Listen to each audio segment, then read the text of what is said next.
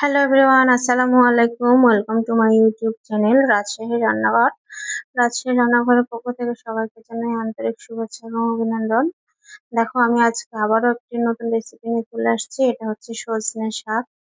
আমরা এটা শাক হিসেবে খেয়ে থাকি। তোমরাও অবশ্যই খেয়ে থাকবে।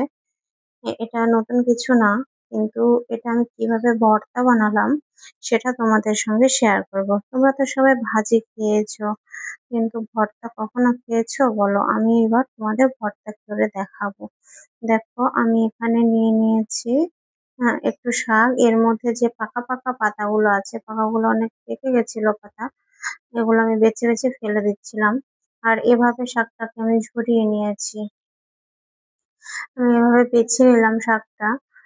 যেগুলো ময়লা পাতা আর যেগুলো পাকা পাতা এগুলো আমি ফেলে দিয়ে শাকটাকে সুন্দর করে ধুয়ে, দেখো, আমি চুলায় বসিয়ে দিয়েছি। শাকটাকে আমি সুন্দর করে ধুয়ে নিয়েছি, 3-4 বারের বেশি করে ধুয়ে নিয়ে এভাবে বসিয়ে দিয়েছি। আমি কিন্তু একটু পানি দিইনি, কিন্তু শাকটা থেকে পানি বের হয়ে এসেছে। এখানে একটুও পানি দিতে হবে না, শাকটা থেকে এমনিতেই পানি বের হয়ে আসবে। আর এখানে আমি দিয়ে দিলাম একটু লবণ। এবার এর মধ্যে দিয়ে দেবো, দেখো, রসুন, পেঁয়াজ এবং কাঁচামরিচ। আমি এগুলো কেটে নিয়েছি। পেঁয়াজটা আর রসুনটা আমি ছিলে নিয়েছি, এগুলো আমি এর মধ্যে এখন দিয়ে দেবো। এটাকে নাড়াচাড়া করে দিব, দিয়ে এগুলো মিশিয়ে দেবো যেন সুন্দরভাবে সিদ্ধ হয়ে যায়। এই যে আমি নাড়াচাড়া করে দিচ্ছি, একটুও পানি দিইনি, তারপরে দেখো কতগুলো পানি বের হয়ে চলে আসছে। এবার আমি এটাকে সুন্দর করে নাড়াচাড়া দিয়ে এভাবে ঢাকনা দিয়ে ঢেকে কিছুক্ষণ জাল করে নেব। এই শাকটা না সিদ্ধ হতে একটু ঝামেলা হয়, ঝামেলা বলতে একটু লেট হয়।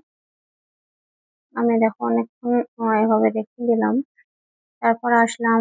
শাকটার পানি কিন্তু একটুও মরে যায়নি, পানি কিন্তু ওভাবেই আছে। আমি আবারও একটু উল্টিয়ে দিয়ে আবারও জাল করব। তোমরা অবশ্যই এটাকে ট্রাই করবে বন্ধুরা, কারণ এই শাকে না অনেক ভিটামিনস আছে। এটা একদম ন্যাচারাল শাক, এটাকে কোনো সার ওষুধ দিয়ে তৈরি হয়নি, এটা একদম সম্পূর্ণ ন্যাচারাল গাছের পাতা। এটাকে অবশ্যই তোমরা খাওয়ার চেষ্টা করবে। আর তোমরা যদি আমার চ্যানেলে নতুন হয়ে থাকো তাহলে অবশ্যই আমার চ্যানেলটাকে সাবস্ক্রাইব করে দিবে। আর পাশের থাকা বেল আইকনটা একটু অন করে দিবা, যেন আমার সমস্ত ভিডিও তোমরা পাও এবং আমাকে হারিয়ে না ফেলো।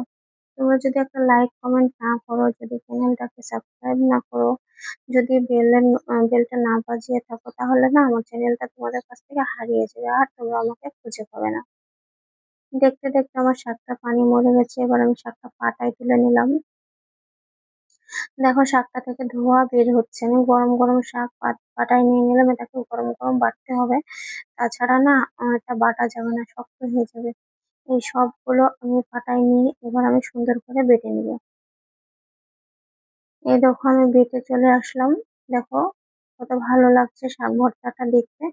এখানেই শেষ নয় বন্ধুরা, এটাকে আর একটু প্রিপেয়ার করতে হবে। এর মধ্যে দিয়ে দেবো একটুখানি লবণ, কারণ এখানে আমি দেখেছিলাম আমার একটু লবণ কম হয়েছিল।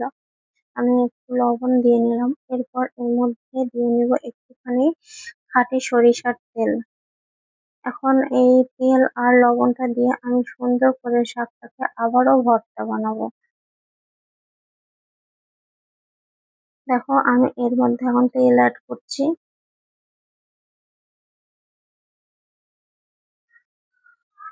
এই যে আমি তেলটা দিয়ে নিলাম, এখন আমি এটাকে সুন্দর করে ভর্তা বানাবো। আমি এটাকে হাত দিয়ে ভর্তা বানাবো।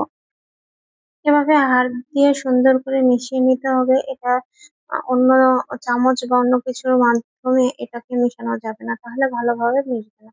ভর্তাটা সবসময় চেষ্টা করবেন হাত দিয়ে এভাবে ভর্তা করতে। আমি ভর্তা করে নিলাম এভাবে। আপনারা চাইলে এর সঙ্গে কাঁচা পেঁয়াজও অ্যাড করতে পারেন। আমি যেহেতু সুন্দরভাবে সেদ্ধ করে দিয়েছিলাম তাই আর অ্যাড করলাম না। এবার এটাকে আমি বাটিতে তুলে নিব। এই যে বাটিতে নিয়ে নিলাম ভর্তাটা। দেখো কত সুন্দর লাগছে ভর্তাটা দেখতে। শাকের কত সুন্দর ভর্তা। এটা হচ্ছে সজনে শাকের ভর্তা। বন্ধুরা, তোমরা অবশ্যই দেখলে আমার ভর্তাটা কেমন লাগলো অবশ্যই একটা সুন্দর কমেন্ট করে জানাবে এবং পাশে থাকবে। আর যদি সম্ভব হয় একটা শেয়ার করে দিও। টাটা।